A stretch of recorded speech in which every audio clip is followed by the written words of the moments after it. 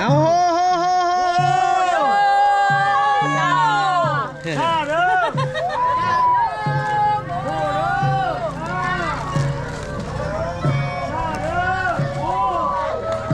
นี่ก็คือพิธีเนาะแห่ต้นหอบกองบุญงานบุญแจกข้าวแม่เท่าพรอยู่ที่บ้านนาฮีเมืองไซบัวทองแขวงขม่วนในเมื่อวันที่15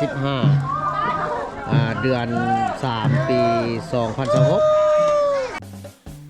ก่อนหับชมคลิปฝากกดไลค์กดแชร์และกดติดตามทางช่องเพจและ Facebook หรือช่อง YouTube คำมั่นวิธีเล่า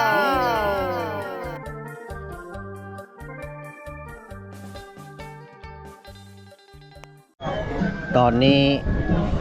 เพิ่นจะทำพิธีแห่ต้นถือว่า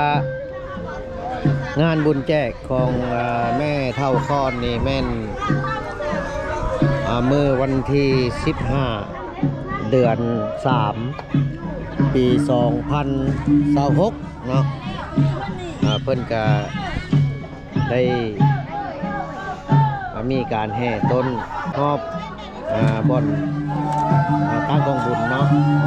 ตั้งกองบุญโอ้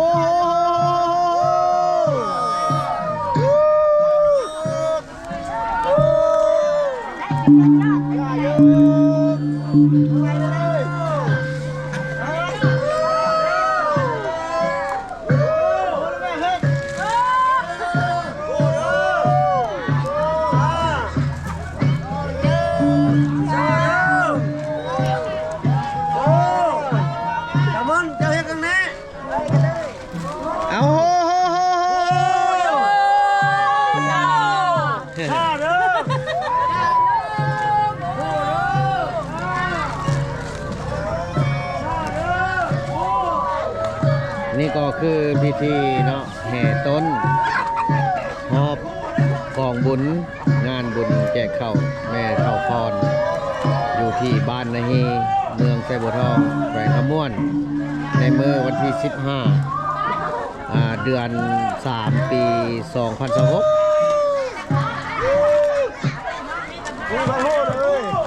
พ่อเลยแม่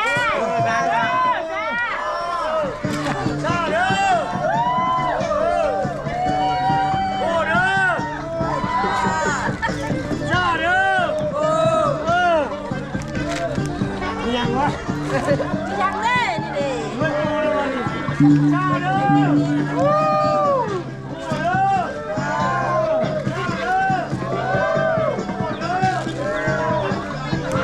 ส่วนพิธีของเพื่อนนี่แม่นแห่หอบ3 หอบแม่นบอกหอบ3 หอบ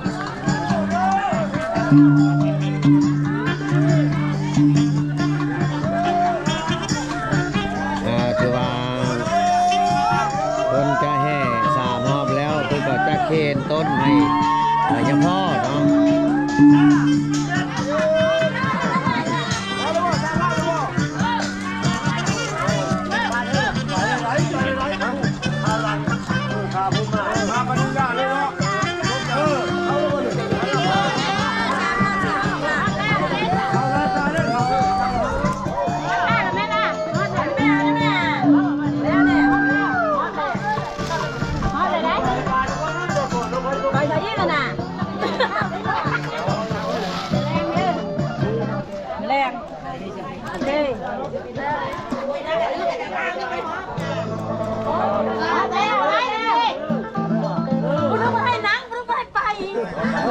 หอบ3 หอบแล้ว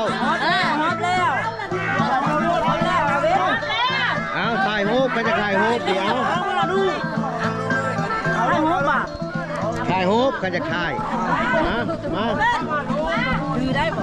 โอ๊ยทำของมาหลายชุดบนอะไรสดเอายืนเที่ยงกันเอาตาลับตาบ่ดื้ออะไรเบิ่งไปพี่กองเว้นนี่เดี๋ยว1 2 3โอเคเสียเพชรกันเลยกำไม่เท่าอันนี้เขาเอิ้นว่าพิธี แห่แห่ต้นหยังหอบหยัง หอบมันเขียนมานี้มืออื่นแห่มามืออื่นละ นะ เพิ่นขึ้นต้นขึ้นเม่ง ถือว่าพิธีละถือว่าแห่หอบ3หอบแล้วละเคนเลยบ่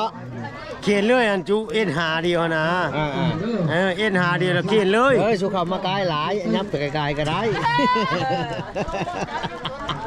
จะมากองม้างเลยนะจังหน่อย ยับก็มากายหลายจนในกองแตก แม่นมันนี่แหละจุเอ็นหาเดียวแล้วเขียนเลย บ้านนี้แหละห้องนครลำอื่นคนอย่างเฮ็ด โอ้ของผู้ โอ้ย ที่ อาจารย์วางเฮ็ดได้หมด ต้นผู้ที่จะเหมาะอันเฮ็ดบุญหานั่นละมื้ออื่นพ้นไปเคน โดย เดี๋ยวมื้อนี้ล่ะ ผู้ใดเฮ็ดนา เคน พ่อ เนี่ย หาแม่ ต้นพิเศษ หาน้อง หาน้องละเคนมื้อนี้ เขียนมื้อนี้ โอ้ เออ เดี๋ยวบุญ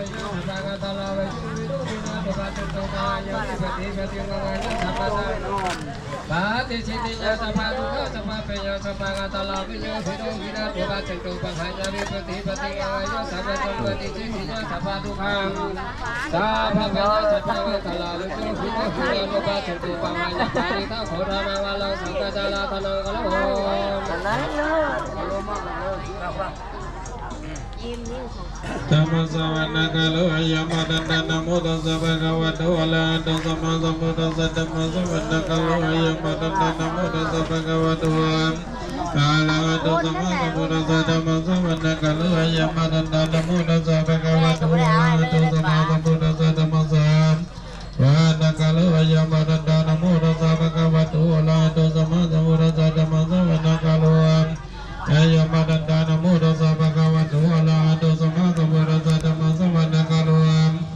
ยามดันดานะโมตัสสะภะคะวะโตอะระหะโตสัมมาสัมพุทธัสสะละสัตตวะตุละตวะมนุสัตตวะอมนุสัตตวะ